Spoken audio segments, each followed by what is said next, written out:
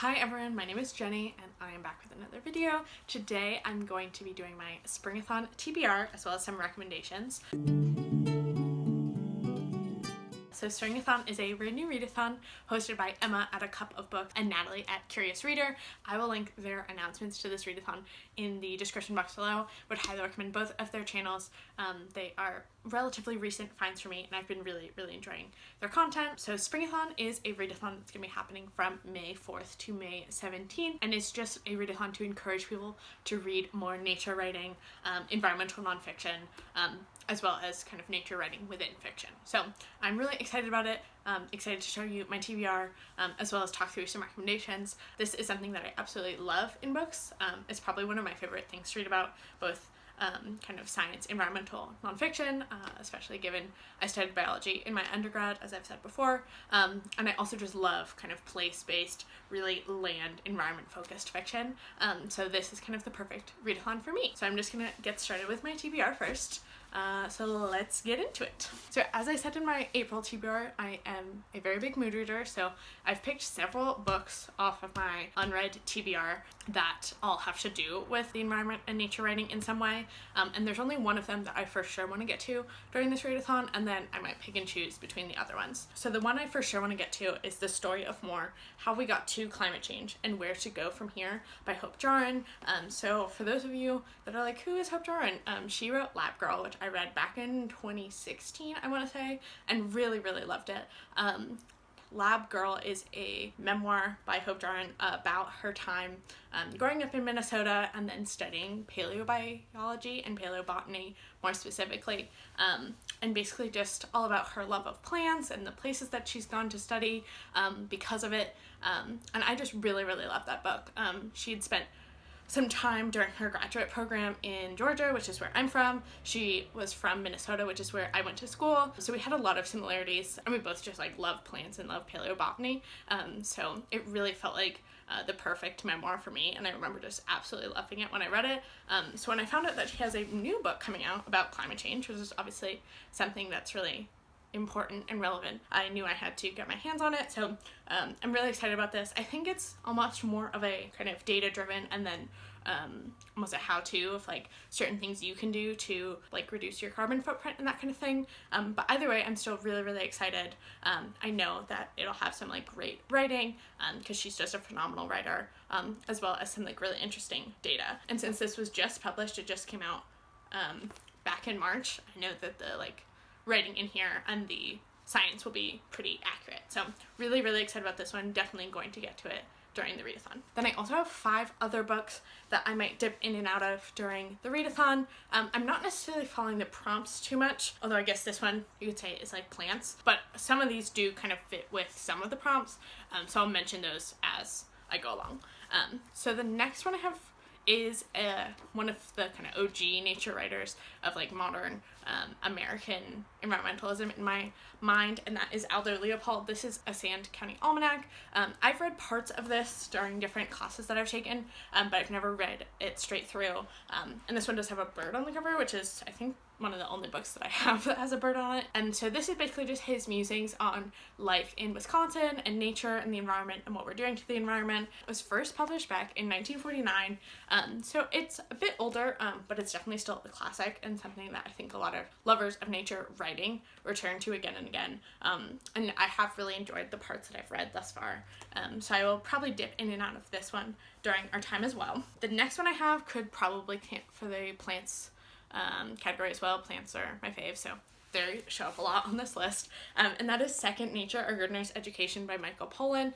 So I've read several Michael Pollans. I really like him. He's a food journalist, but now he's getting more into like I don't want to say pseudoscience, but like his last book was on like psychedelics and stuff, so he's going in a new direction that I'm less interested in, but his older work is all about kind of intentional eating, sustainable eating, and this one is kind of a part of that. This is one of his more personal books, so it's about his journey with coming to love gardening. I believe his mother gardened, or maybe his grandmother gardened when he was younger, and like in his kind of 20s and 30s he got more into gardening, especially as a way to kind of eat sustainably. So I think this will be really fun. I love gardening, and it's getting to be gardening season here. I actually just got a bunch of seeds in the mail. Maybe I'll put all the seeds that I got at the end of this video. That would be fun. And yeah, I'm really excited about this one. Hoping to dip in and out of this one as well while I'm working on my gardening. So perhaps an audiobook listen, or just kind of reading it alongside some planting projects. The next one I have is Danger on Peaks by Gary Snyder. So Gary Snyder is one of the beatnik poets, which included Jack Kerouac, Allen Ginsberg, William Burroughs. I find that fewer people know about Gary Snyder, but he's probably my favorite of the beatniks. So he writes poetry predominantly that has a really strong kind of environmental focus. I've read, this will be my second or third collection by him. I wrote a term paper on his collection Turtle Island, which is probably his most famous, published around like 1972. So this is a more recent collection. It was published back in 2004, but I'm still really excited about this one. And he just writes about nature in like really interesting ways, and I really enjoy his poetry. So hopefully we'll get to this one as well during the Springathon. And then the next two I actually talked about in my April TBR, but haven't gotten to them yet. But both of them have somewhat nature and natural history themes to them, so I'm excited about both of them. The first of which is Fisherman Blues, a West African Community at Sea by Anna Badkin, and this is exactly as it says on the tin. It is an ethnography about a West African community in Senegal that fishes and kind of their experiences with climate change and commercial overfishing, and how that's affecting kind of their livelihoods. So I think this will probably have some nature writing elements. I'm not 100% sure, just because it does seem a bit more ethnographical, but still really excited about this one either way. And then the last of which is a book that Emma at a Cup of Books actually just mentioned in her Nature Writing Naturally tag that she came up with, which I'll put a link down in the description below, and that is The Rise and Falls of Dinosaurs by Steve Bruce.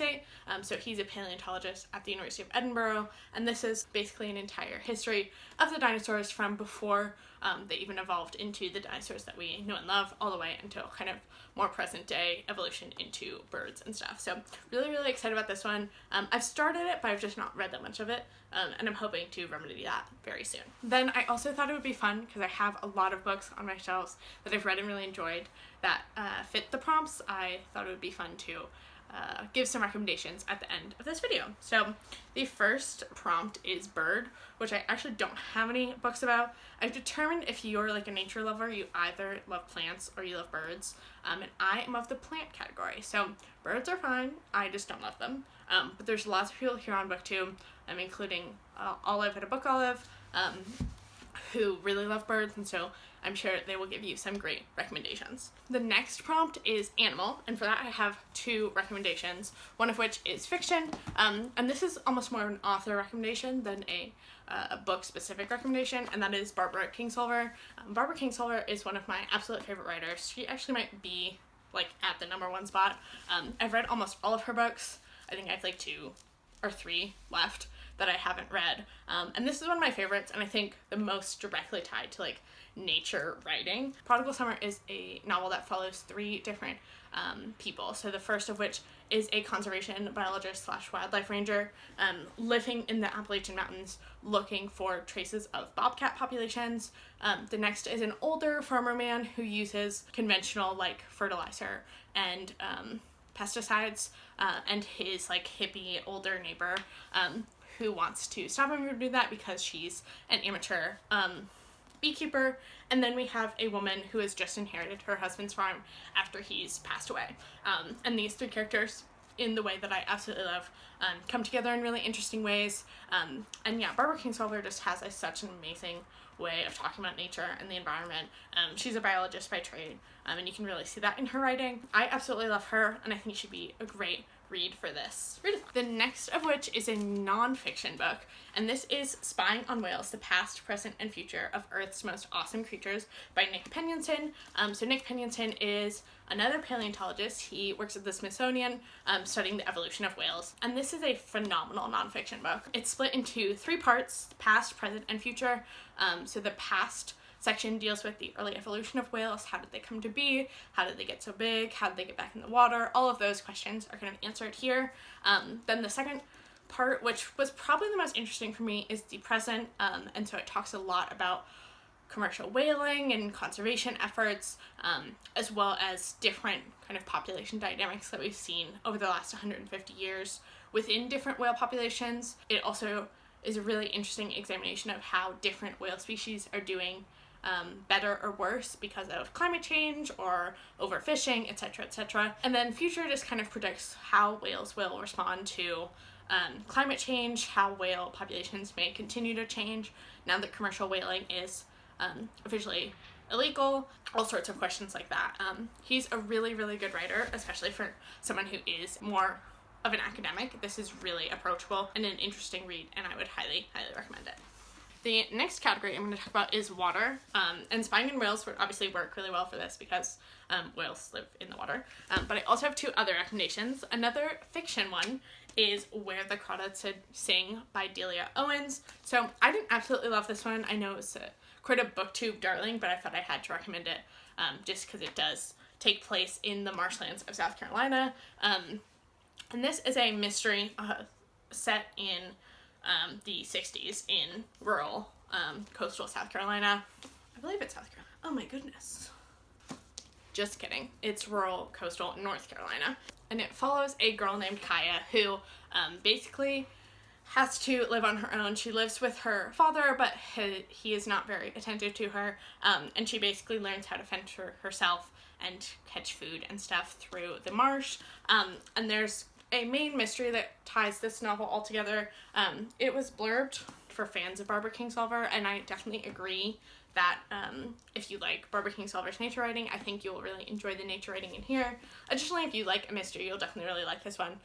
It just didn't personally blow me away, but I know a lot of people really, really like it, so I thought I had to recommend it here. The next water book that I'm going to recommend is another nonfiction, and that is The Death and Life of the Great Lakes by Dan Egan.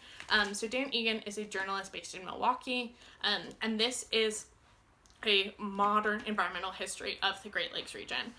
And it basically, each chapter goes into a certain problem, the environmental problem being faced by the Great Lakes. So he talks about climate change, overfishing, intense nutrient runoff, all sorts of kind of environmentally related issues. And what I think is most impressive about this book is his ability to build on each issue within the subsequent chapters. So he begins small with, I believe, the introduction of invasive species is how he starts the book, but then the next chapter will talk about how invasive species are also impacted by overfishing or something like that. So it's a really great look at how different ecological problems are impacted by one another and exacerbated by one another within the Great Lakes system. So yeah, I would highly recommend this one. I read it back in January when I went to visit my best friend in Chicago, and it was a really, really good read, both because he talks about Chicago a lot in here, and also just because he's a phenomenal writer. So would highly recommend this one as well if you're looking for some Midwestern flair. And then the next prompt is plant, and so for this I have two nonfiction books, the first of which is Braiding Sweetgrass, Indigenous Wisdom, Scientific Knowledge, and the Teachings of Plants by Robin Wall Kimmerer, and this is part personal, part science, part political essays by Kimmerer, who is she's part of the Potawatomi Nation, which is an indigenous group here in the United States based in the Great Lakes, kind of upstate New York region of the United States. And she is a professor at one of the SUNY schools in environmental science and plant science. So she has a really interesting perspective on having, as she says, kind of indigenous knowledge of plants and what those mean culturally and scientifically for indigenous people, as well as this more westernized version of knowledge about plants and their uses and kind of their utility within Western science. So I think this book is a phenomenal examination of how indigenous science and Western science can collaborate, but also how they can be antagonistic towards one another. So if you have an interest in science, if you know some kind of Western botany, ecology, I think this is a really interesting look at how indigenous science can then aid your understanding. Obviously, I thought there was a lot of really interesting stuff being made here. I read this last year for Nonfiction November and really, really enjoyed it.